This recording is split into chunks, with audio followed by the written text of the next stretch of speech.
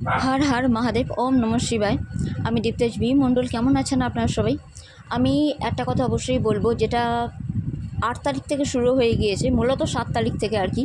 গ্রহণ যাওয়ার সঙ্গে সঙ্গে পূর্ণিমা মানে যখন চলে যায় তারপরে পিতৃপক্ষ স্টার্ট হয়ে গিয়েছে। যেটা 21 যে সেপ্টেম্বর আছে, সেই 21 তারিখে যে সূর্যগ্রহণ, তারপরেই সেটা কেটে গিয়ে দেবীপক্ষ পড়বে মহালয়া সেই দিনে। তার আগে অবশ্যই পিতৃপক্ষ স্বর্গীয় পিতৃপুরুষদের জন্য তর্পণ করতে পারেন আপনারা।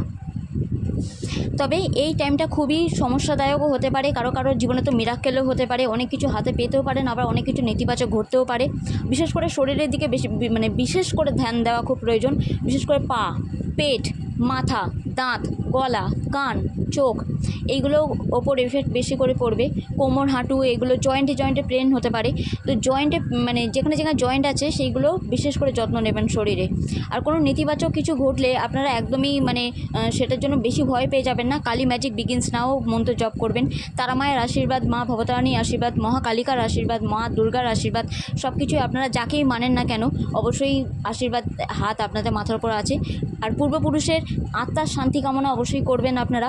তার ফলে আপনাদের মাথার উপরে পূর্বপুরুষের আশীর্বাদে হাত থাকবে আর আপনাদের মঙ্গল হবে। দুর্গা দুর্গা দুর্গা।